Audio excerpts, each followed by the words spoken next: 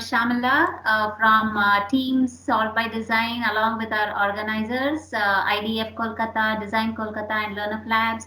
And we have our supporters from Webbies, Designers, and Live Holistic.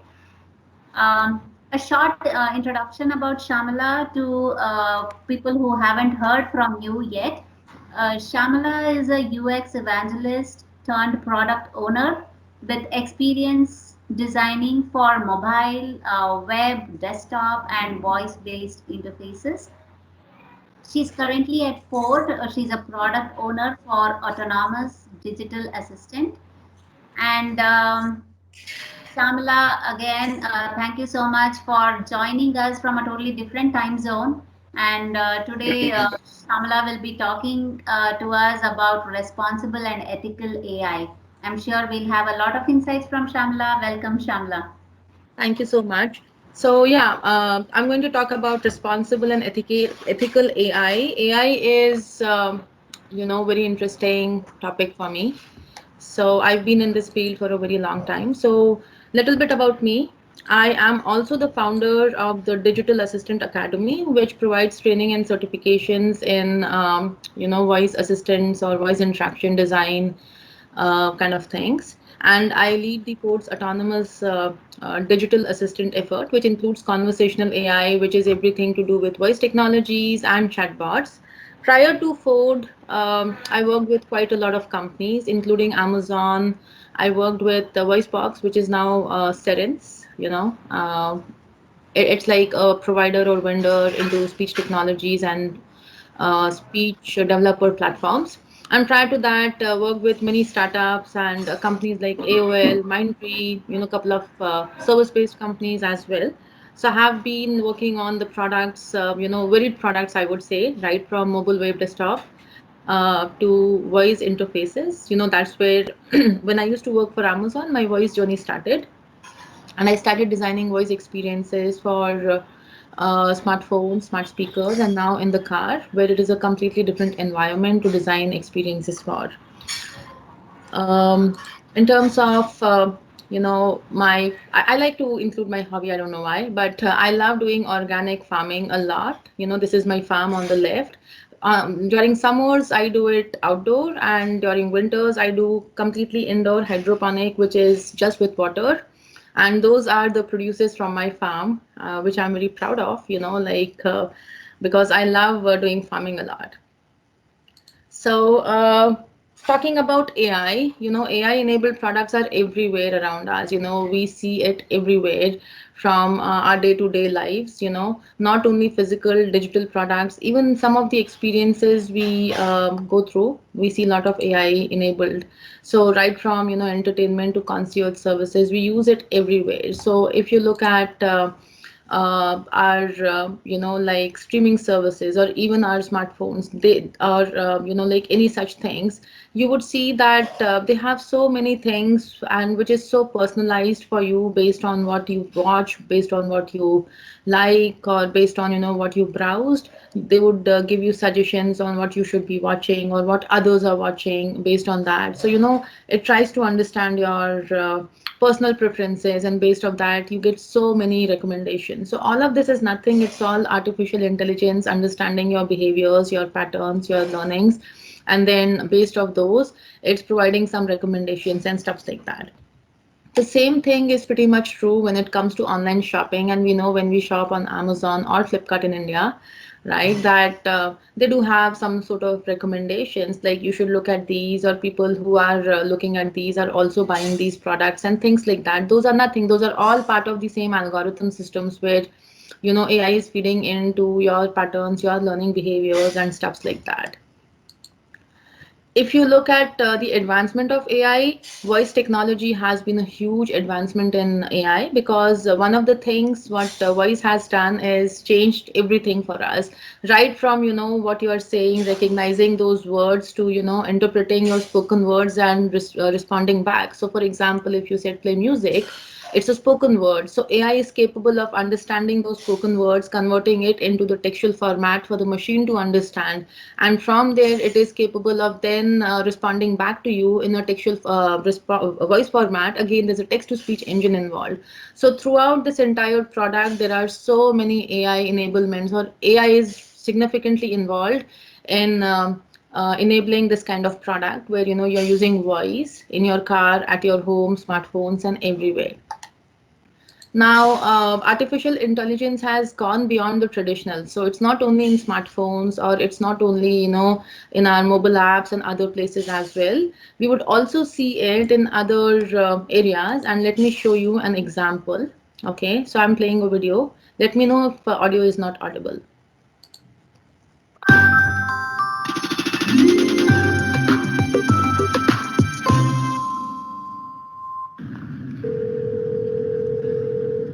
So how can I help you? Hi, I'm calling to book a women's haircut for a client. I'm looking for something on May 3rd. Sure, give me 1 second. Sure, what time are you looking for around? At 12 p.m. We do not have a 12 p.m. available. The closest we have to that is a 1:15. Do you have anything between 10 a.m. and 12 p.m.? Depending on what service she would like. What service is she looking for? Just a woman's haircut for now. Okay, we have a 10 o'clock. 10 a.m. is fine. Okay, what's her first name? The first name is Lisa. Okay, perfect. So I will see Lisa at 10 o'clock on May 3rd. Okay, great. Thanks. Great. Have a great day. Bye. All right. So this is Google Duplex. If you don't know what it is an artificially intelligent, digital assistant which Google has developed, which can book appointments on your behalf, and it is a bot. So on the other side was a person, and the bot was talking to the person, right? And Duplex is capable of doing a couple of things. Google has partnered with a lot of local vendors here, so doing any kind of reservations or bookings for salons, or your reservations for restaurants or any such things. Duplex is capable of doing. So what that means is we are not just dependent on AI now for basic things. AI has become part of our life, definitely, without knowingly or unknowingly, I would say. But then Google Duplex is, one step ahead, where now people are using an AI bot to also call on your behalf and schedule appointments for you, because some people are busy. And I do have like one person who mentioned, like, they were planning their honeymoon and they had too many things going on, and they wanted reservations in hotels and a lot of different places, and they did not have time. And that is where they use their Google Assistant, and through Google Assistant they ask the Duplex to do the reservations and all. So there are valid use cases where people are using such kind of services. Now, let's look at what's wrong with the video. So when you look at this video, it seems cool, right? There's a bot on the other side talking to the person. But if you look into it deeper, you would see it's an overdone bot, because honestly, anyone who would have spoken to that bot would have thought that it's a human. The way it was talking, it was saying, and even the tonality and all of those things, it's a text to speech engine, but the kind of voice and the kind of expressions and emotions and the tuning they have done to that TTS engine is completely overdone, because first of all, it's too human like to confuse the other person. And like, imagine if the other person gets to know, like, well, all this time you were talking to a robot. It's very annoying, and like, the user would not be very happy with that, because you are misleading someone completely, because of the tone. There's nothing wrong about human like traits. I'm writing a book called Emotionally Engaged Digital Assistant, which talks about things like these, where you need to have human-like traits, but there needs to be a balance. You need to know where to stop. Now, the other thing which caught my attention with this video was acknowledgement. Where's the acknowledgement? You did not tell anything to the other person. You did not set the stage. You did not tell them that, hey, I'm Google Duplex, Google's virtual assistant calling on behalf of the user, because that's very important. You're just trying to mislead someone saying there's a human on the other side, which is not the case. It's a bot. So there's no acknowledgement telling that I'm a bot and I'm here to book an appointment and all of those things, because then it would have been a completely different kind of discussion. And not that the user would have refused to talk to a bot and book the appointment, but they would have been made aware that they are talking to a bot, which is more ethical and which is more required nowadays. That's a responsible design. Like, you should be thinking about that. The third thing which caught my attention was there was no transparency setting the stage at all. Neither was it through the acknowledgement or introduction, but also overall, there was no transparency at all. I don't know what's happening on the user's end and how the user requests the bot to book the appointment on their behalf. That's a different story to uncover. But based on this, it feels like there are too many things wrong with how and what this bot does, right? Or AI system does. And that's where lies the problem. So now, as we look at this, we need to also look at where we are headed with AI. Artificial intelligence is everywhere, like I mentioned. We are living AI every day, knowingly, unknowingly. And one of the biggest thing is it's in our house, it's in our smartphones, smart speakers. We are connecting our music system. We are doing online shopping with our voice assistants. We are messaging, calling someone. We are streaming videos. We are playing music. We are also checking our health status. We are checking our bank summaries, like, hey, what's my like balance and things like that. We're doing all sorts of things with artificial intelligence system like a voice assistant. If we go beyond that, we are also controlling our home with our smartphones or apps, or even through voice or other modalities as well. So our entire house is connected. And when I say entire house, you are able to open your blinds. You can set your routine. You can, if you have a certain routine at your home, that you wake up, you open your blinds, you turn on your coffee machine, and you unlock your doors and the security system, or adjust your thermostat and all of those things. You are still able to do all of those things instead of doing it manually. Now you are setting routines, or you are using your home control apps or your voice assistants to help you with those kind of things. And to the extent now we have gone beyond that, artificial intelligence systems are also in our cars. Now cars come equipped with human machine interface, which is able to do a lot of things for you, playing music, controlling your home, or booking tickets for you, or like just checking the mileage and scheduling your maintenance and doing all sorts of things for you. So you are able to also for entertainment, of course. So the same kind of things what you are able to do with your AI system at home or your smartphone on the go, you are able to do with your in-vehicle systems nowadays. So users' expectation is we want to live in a world where everything is connected. We want everything everywhere, to the extent that, I know a couple of people, even if they have a rental car for a couple of days, they would set up everything according to their liking.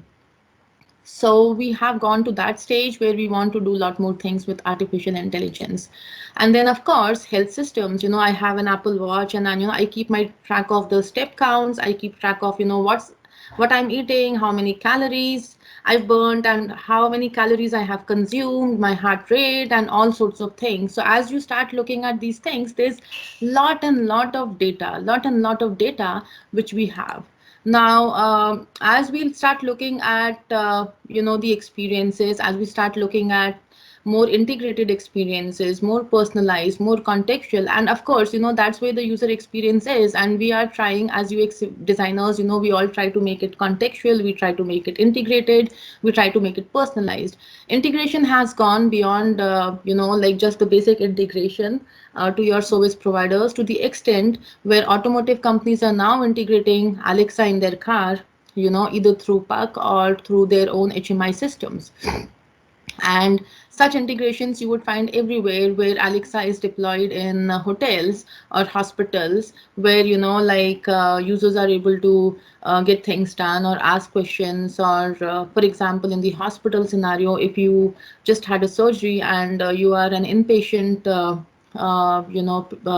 inpatient patient, in the hospital, then you'll be able to use the voice assistant to do all sorts of things: call the doctor, call the nurse, request help, book your order your food from the cafeteria, and all sorts of things. So now we have gone to an extent where AI is everywhere through different modalities, and we are using it. So as we start looking at personalization, integration, and contextual understanding, where based on your location you are getting suggestions, or based on maybe you are on your way to office and you regularly order a coffee from a specific coffee shop and that is closed today, so your AI assistant can come back and say like, hey, your regular coffee shop is closed, so do you want me to take you to some other coffee shop to get you the coffee? And so we are looking at those kind of experiences to enhance the user experience. But as we start doing all of those things, we need to understand one thing, that we are collecting more and more data. We are collecting so much data. We are collecting data about users' lab habits, like I mentioned. Habit is, that's where the routine comes. Like, okay, every day morning I get up, I lock my house, unlock my house, I open the blinds, turn on my coffee machine, adjust my thermostat, maybe check the news, maybe check my weather. Okay, and then looking at the traffic on my way to home, all of those things are now automated, or maybe I have fed it in somewhere. My location information constantly, our AI systems, our smartphone knows where we are. All the apps we have downloaded on our phone knows where we are. There's of course settings to turn it off or on, but by default most of these apps know where you are. It may not be your own phone, maybe like you have an iOS or Android, whatever it is, but there may be apps which are not Apple specific. Those are apps developed by third party, right? Even they know your location, they know some of the things. Now comes the preferences about my settings. How when you're doing shopping, how do you prefer? Do you prefer to pay cash on delivery, or do you prefer to pay through cards? Or maybe preferences about other things. Maybe if you have a restaurant app, knowing your preferences based off whether you're a vegan, or you like non-vegetarian, or what kind of dietary preferences do you have, to the extent where other preferences, like how many steps do you want to count, and all of those things. So you are able to set preferences for everything. And we are linking so many accounts with each other for integration. For example, for my business I use Loomly, right, which uh, allows me to set up multiple social media platforms and post automatically on my behalf, so that I don't have to do it every day. So I set up my monthly calendar. I'll spend some time, maybe in a week, over a weekend, to set up everything. So that's what many people do, not only to that extent, but also to the extent where we are linking third party account. For example, Alexa. When you set up Alexa, it may not work with some of the things. I mean, the music may not work if you don't have a music provider. So maybe you set up Alexa, Amazon Music, or maybe you set up Spotify, Slacker, or Pandora, whatever is your preference. The same thing goes with any kind of home automation or home security system. So you are now connecting your home security system, maybe it is Wink, and you are connecting it to Alexa. So now, or Ring, you're connecting it to Alexa. So now the Ring security system knows, who's entering your house and who's coming and all of those things, and Alexa is aware of those things. So to the extent that we have gone beyond all of these kind of things, we are collecting so much data about the user, and including the PII, which is personal identifiable information. What's my height? What's my weight? What's my complexion, and all of those things. And then to the extent of payments, of course, knowing your credit card information, knowing your payment choices. And especially with AI, there are additional, like spoken words. Whatever you're saying, everything is captured for two reasons. One is because the speech recognition system needs to interpret what you have said and then make sense out of it. So of course, like that is where it is used. And now we are also using it for, like the sentiment analysis, like, how did the user speak and were they angry, were they frustrated, what words did they use, so that we can, feed all of the good information to the analytics and improve the system. So we are using it to enhance the user experience. We are using it to improve our product, So there's a lot of data which is collected as analytics. There's a lot of data which is collected to just fulfill the request and those kind of things.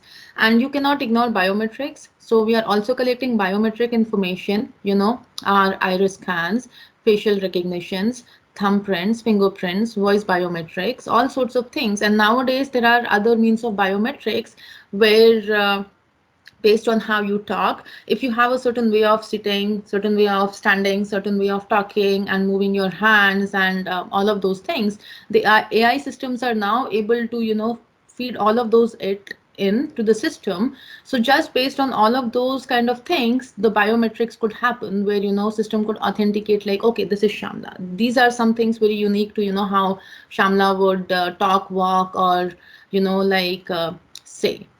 So that's how, AI is fed the information to improve. But as we start doing these things, one thing to keep in mind is we are invading privacy at so many levels. If you look at Google Duplex, that was a classic example. But even if you go beyond Google Duplex, how many times have you spoken about certain thing and the next moment you start seeing ads about it? Or how many times have you browsed something and the next moment, your Facebook feed is all filled with similar kind of things? I have had a couple of people who told me how, like there was something going on, like Alexa was in the room and, like this person was watching a movie or something and there was a brand. I don't know. I'm not a fashion person, so I don't know about a lot of brands, but one of the fashion brands like was being shown on the episode. So then all of a sudden these folks, they started talking like, hey, I actually want that bag. It's really nice. And, like it's from this XYZ brand.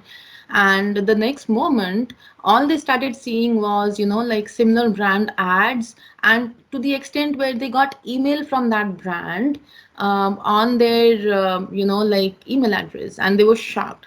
So where's privacy? And this is not something, one off. This happens every day in our life. And many of us have personally, maybe encountered something like this. But this happens very often. So, our privacy is being invaded. If we are tech savvy, we know what's going on. We know there are cookies. We know there are a lot of data being captured and, all of those fancy things, what enhances the user experience. But if we are not tech savvy, like for example, if it was my mom or it was, maybe someone who's not as tech savvy, maybe, they will be worried what's going on. They will be frustrated. I do have many people who have completely, like erased their social media and everything because now they don't trust AI systems and they don't want to be online at all, So there are fears with privacy which comes. And then another thing which happens is security issues. When we talk about security now, people who know techie stuffs, and we've been hearing so many news about the hacks and like data being stolen and all of those things, that people are also worried about all of these things. What happens if someone completely captures, or if someone steals my behaviors? All of a sudden, they have access to my house because now they know everything I do, and they'll be able to do all sorts of things. And there are worries about financial transaction that could be stolen, health data. It's so more than financial, health data is very, very important, and people bet on that. So health data being stolen. So people are worried about all of these kind of things as well. So what happens if there was a hack, or what happens if the stealing happens on at any level? Some people will be there who will say like, well, I have nothing to hide, I'm an open book, right? But then that's not how systems work. Even if you may be an open book at your terms, but people need these kind of informations, like why do you think uh, healthcare systems, or like these smartphones, smartwatches, all of a sudden became so powerful and so important that there was a startup who actually started collecting data about all of these, and they were acquired for multi-million. The reason is because that is very important data. Why do you think LinkedIn was acquired by Microsoft? Because yes, there's so much data about the users. All of us, like who we are and our profession and all sorts of things. It's the user, it's the data which matters to many companies. So people bet on data, and that is where the security and hacking and stealing and all of those things comes into play, and people are worried. I have personally spoken with so many people who worry about these kind of things. Now, if you look at all of these, what is the ethics in AI? We are talking about great experiences, and yes, we need to have, a great user experience. And as a UX, we always care about those things. But at what stake, and where do we draw the line of responsible and ethical AI?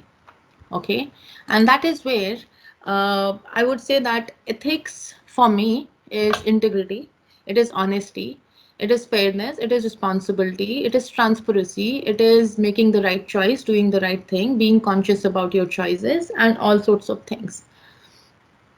If you look at the Google duplex, none of these things were coming out obvious.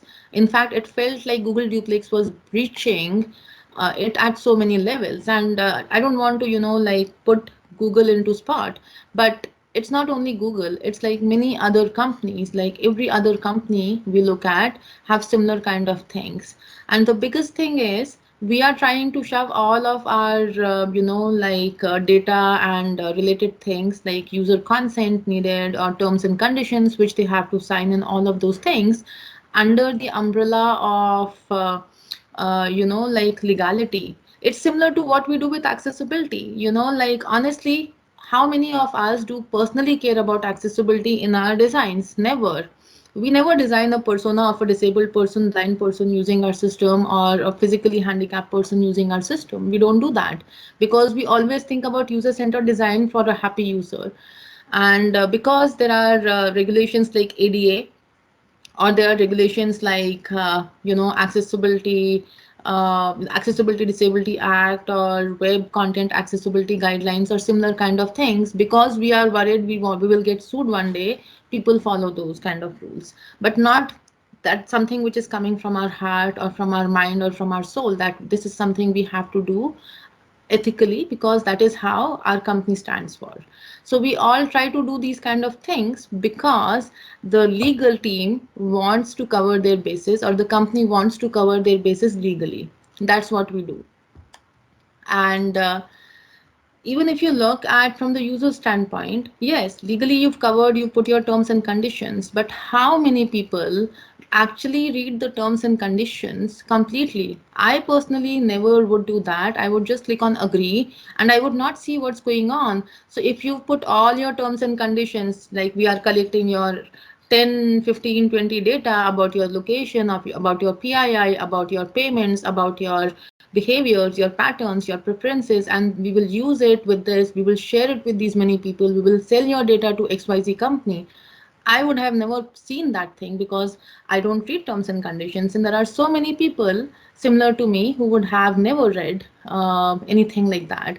And that is where the biggest challenge is, because we are designing a solution because we need to, but not designing a solution because it has to be user centered, or responsible or ethical.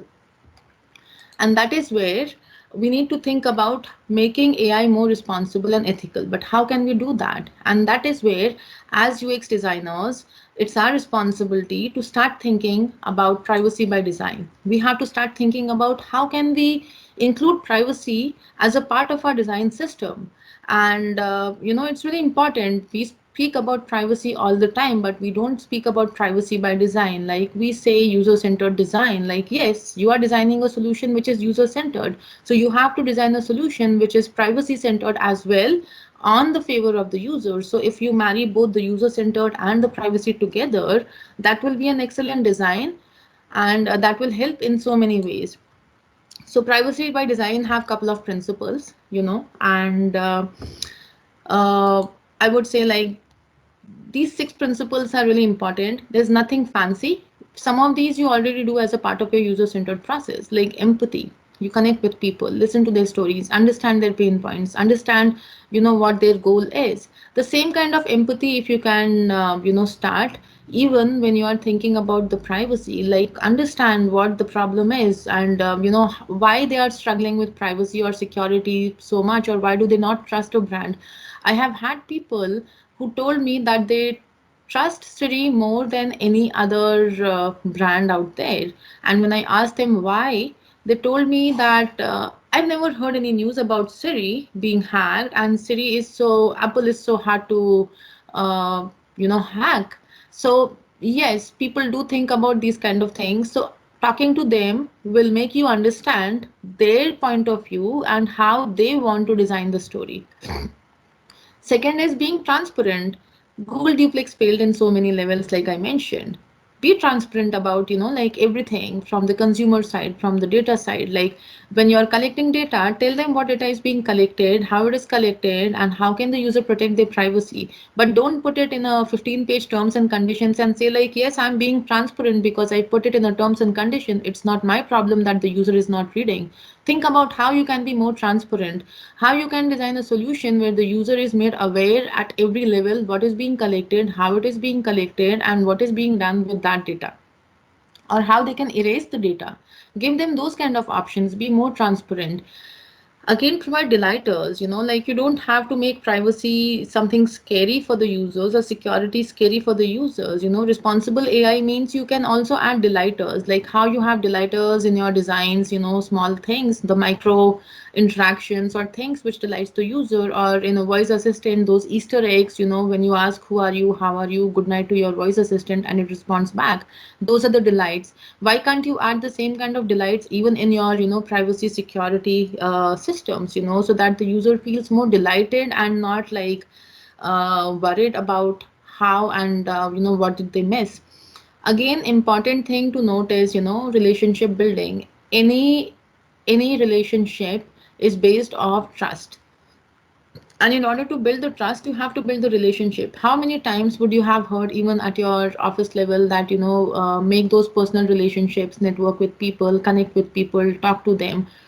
How many times would you have, when you joined a new company, you would have tried making those personal connections to with the people to understand, their process and their stories, so that when you are working with them, it's not frictionful, but it's frictionless, right? So I personally done all of those things. Like every company I join, I make sure whoever I'll be working with, I do a one-on-one coffee with them, to talk with them, listen to their stories, understand them, make that personal connection, so that it's easy for me to work with them later on. Why can't we do the same kind of relationship building with our with our users, at different levels? Because when you are making those personal relationships, that is when users would actually want to interact with you and trust your brand. And there are so many brands. How do you make sure you stand out? How do you make sure that, your brand is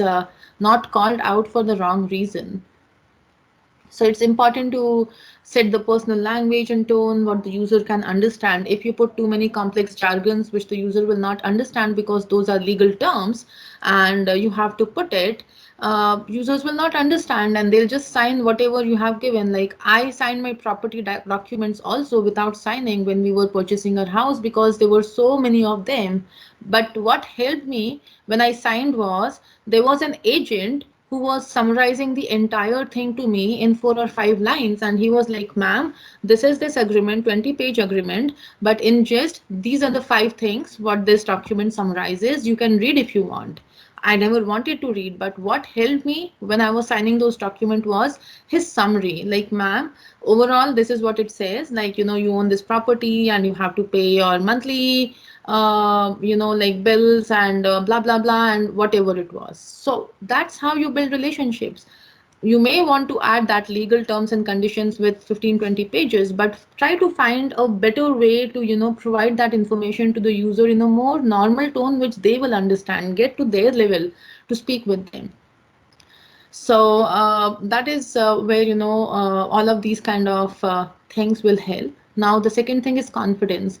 The moment it comes to all of the AI driven system, I know so many people who don't use it. I know personally so many people who don't even own a smartphone because they are worried smartphones are completely AI enabled. They will capture my location. They will accidentally, knowingly, unknowingly capture my voice, what I'm speaking, or will capture all sorts of things. So some people are worried.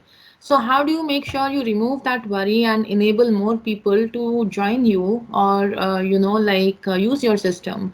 So you need to build confidence, and the fifth principle is building the confidence. Give users the control, make them feel at ease, make them feel like you are available whenever they need help, whether it comes to privacy, security, or any such things. Make the products more secured and protected. Give the users control to at different levels to make it secured the way they want it. Okay, some people may want more security, so give them that level, like okay, 2-pin authentication. Well, fine. Even for my Facebook, I have an app which authenticator. So it's not just, one like two-factor authentication, which I do with my Facebook. I also go to the authenticator app, and then I, get a unique ID every time, which I have to copy paste. So it's so secure that no one can hack it. So that's how, think about systems, how you can make it more secured and more protected at different levels without making it too complex for the users to use it. And the sixth principle is ease. Make it simple and easy to understand, user friendly. Your terms and conditions don't have to be too complex for the users at all. Make it easy for them at different levels. If you're using voice assistant, maybe when they are asking for something, add it into the prompt, like, well, what is the weather information? So if it is the first time the user is asking for the weather information, just tell them, like, yeah, in order to do that, I would have to look at your location information. Do you give me the permission? If the user says yes, so next time onwards you don't have to, because the user has given you consent in an easy way. But if you put it in the terms and conditions, they don't know like that data is being captured and you're capturing it everywhere, right? So your privacy by design should think about these kind of things, where you are through your words, and where do you put it, how do you put it, in your AI systems. If it was an app, where do you put it, where do you show it? No one goes through and browse everything in your app. So how can you make it very visible and obvious for the users that what is being done with your system, and give them the choices, give them the options. For example, Alexa has an option where you can delete the recordings, and they have the option where you can say delete my entire browsing history, or entire history of voice requests and all of those things. But then, how many people actually know about it? Not many, because not many people go through the entire app or the settings to do all of these things. So these kind of things should come naturally. Like it should be a default option. Like if someone have said, you just have to do it. So that is something you have to think about by default, instead of saying, sorry, I did not understand what you said, because you asked like erase my history or data and the system does not support. So trying to make your system more user friendly will help in so many ways. And if you adopt these six principles of privacy by design, you would be definitely making your system not only, like privacy proof, but also user centered, which the users would love. Now, another thing to keep in mind is when you are doing the privacy by design, from the stage where people are fearing about the apps to the stage they start trusting the brand, there will be a significant change from that emotion of negative to the positive. And that is why we all designers need to start thinking about privacy by design. That is how you can make your system more responsible and ethical. So people will be happy using your product. They will love, they will enjoy it, they will want to use it more. There will be brand uh, honesty, loyalty, people will stick with your brand forever, or product or service or whatever you are giving, and not ditch it like I do. When the moment I see an app and the first thing it asks me to do is log in, or like register, if it was a basic thing where I don't see a need of registering, I would just ditch that because I don't see a need and you are forcing me to do that.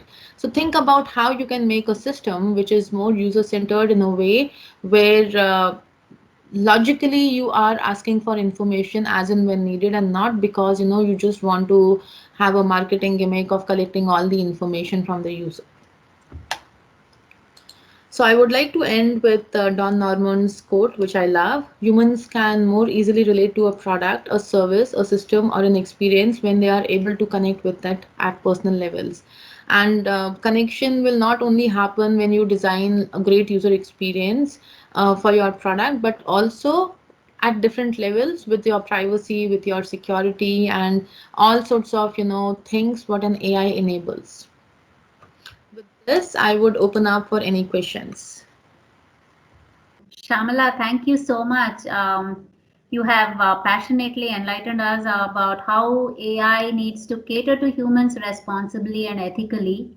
I'm sure we all learned a lot about how these algorithm advancements tracks our shopping habits, and voice responses work with AI enablements, and very interesting products like Google Duplex. It was new to me. I don't know about others, but how AI has become a part of our day-to-day life, yet giving your own insights about how that balance has to be created without misleading humans on most cases with such products. It is very useful, and it is of utmost importance in these current times.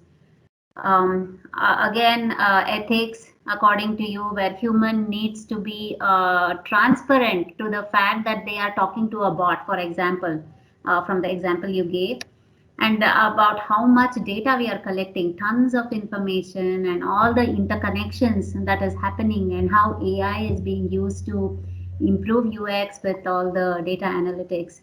Yeah. Again, a major takeaway is how privacy is an issue, with an example you gave about the brand and how extensively brands are using data to kind of invade into our privacy. A very similar situation. I had a friend talking to another friend over a phone, and they were talking about this third friend who was not on his Facebook friends list. And the next time he logs into Facebook, he gets a suggestion from Facebook to connect with that friend. And really, like just like you mentioned, he was taken aback. It was very surprising for him as to, even conversations on phone could be tracked by some means or the other, like Alexa being there, or various means to invade into our privacy. Again, you mentioned how it is UX designers' responsibility adopting ethics and adopting privacy by design, especially like adding delight for the users so that they feel safe. Um, we got a lot of insights from you, how to remove worry from the users and build confidence by protecting and securing the product so that they feel the ease of use. Yeah. It's really good how they will stick to the product, by making it user centered, and yeah, like the last few statements you told, where they should feel like their data is being collected to make them feel safe rather than merely being used for marketing purposes. Great insight, Shamala. Thank you. um, yeah, thank you so much, thank you so much. And anybody, any questions? You want to share your insights or any discussion that you Yeah. want to have, Shamala? Uh, Before going for QAs, that yeah, in the same context, Samla, I remember one game. Like I usually see some gameplay. The Watchdog is some games which is like same like AI based. Like the game is you have a mobile and you connect all device which is available on your nearest location. So if you through the mobile you can open your car, or through the mobile you can turn off your the security camera kind of thing. So it's all related type based on that AI. Also, I remember one thing: if you like the permission that's from the security point of view, the privacy point of view. So if we install some app and on first time onboarding, they ask so many permission, like we want to access your contacts, we want to access your like camera, photos, gallery. Sometimes we only allow.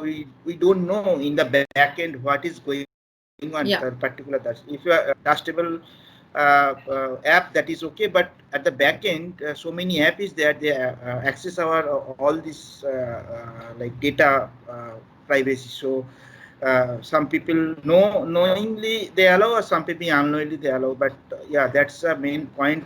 In next time when you allow, That's so important. Yeah. So like you correct, mentioned, like, okay, I'm capturing. So all of these app just does that by default. But do you hmm, really need to know my camera? Do correct, you really need to capture, yes, what's going on? Do you really need to capture my voice if your app is not voice enabled? So being able to give the user the control to say yes or no, and giving them an explanation of why you need that data, how you need it, and correct, what you do with hmm, that, all of those things are responsibility, correct. which has to be fed into the design. Yeah, and on also in this pandemic situation, most of the classes is going to online, or most of the thing is going to online. So we have to install some of the app for our schools and for our office purpose, to connectivity, to make it well connectivity, like regular basis. And most of them people don't know how to use the app, or how to but they have to install, because they don't have any choice, because nowadays all are online classes going on. So in people should know, and people should aware of these things, kind of thing. Yeah, Yeah, it's very really that's inside. very important. And that is Correct. why I call it responsible AI, because Hmm. AI should not be, something just to enhance the experience you are Correct. collecting of the data, Yes. but being responsible about, making sure. So if you go to a restaurant, they, if you want to have a great experience, you need to give some information to the user and everything, right? So when they are collecting, ma'am, could I know whether you're vegetarian or non-vegetarian, so that, Yeah. based on that they will order. So there it makes sense to, tell that information to Hmm. someone, right? Correct. Versus the same kind of information you are feeding it in some random app which doesn't need it. Maybe if it was Hmm. a food ordering app and there you are giving, then maybe, you'll get recommendation based on that. So you need to understand how it is being used. Not everyone understands AI, not everyone is tech savvy. Correct. Obviously. Yeah. Hi, Shamla. So Rimi here. I'm sorry to Hello. interrupt. Hi, it's great to see you again. I wanted to ask you about a problem that I have faced with a friend. So she's a developer herself, and she thinks that so she when she does a workout, she thinks that opening the video would really breach her security, because she's giving the rights to the app to see her entire space, or let's say a bedroom or a hall. And same as a new normal with the students. Everybody in lockdown has gone into a digital mode of education system. All the kids from first or 10th, everybody is on the mobile phones and using video. How safe it is to have a video, I wouldn't say call, but a video education, and letting how private it is, like coming to the confidence factor of privacy by design. So, see, I would say that anything could be hacked, Remy. Okay, so it boils down to how secure the system is. So, yes, there are concerns that, and that is why I use this, because this space is fine. Like I just have a wall. What will you get out of my house? That's This true. is the only space you are getting. But if it was like I used to sit downstairs, and then my entire kitchen, my entire living room, and like all the rooms were so visible, and I was like, no, I'm not comfortable doing that. So because it happens, like if someone knows, it becomes more, people are more prone to then hacking. That is why we have all of these background systems nowadays, where you can just use some like virtual background, because people don't want to reveal their personal space, because they could be hacked. I know so many people. I actually, in one of the vendors, it was so interesting. Like one of our vendor, the navigation provider, they were handing off, goodies for, whenever they come, they would hand off some or the other thing to us. He actually gave us, this small, I don't remember that system, but it was to conceal your camera on your laptops. So what that tells is like, yes, there are, even if your camera is not on, there are chances someone can hack your cameras with the laptops. And that is why some companies would by default disable it. Some companies would have those kind of, like external products which can help you conceal your camera so that it's not visible at all. So I believe, yeah. So in the confidence factor of privacy by design, there's a lot to be done by many applications. Yes. Can you give example of one application where you think it's been done fantastically and it's a good example of responsible AI? I'm a little biased with being a food employee myself. So we have our HMI systems, okay, and we care about privacy by design. Like as a company, we always think about privacy by design, not because it's a regulatory thing that we have to, but it is something we are a very user-centered company. So one of the thing which we do is we have so many HMIs. We have one HMI, sorry, but so many apps within the HMI. Some of those are our own, some of those are third party. Like I said, NAV provider. We have a third party NAV provider. We have some other provider which will get information about all of those things.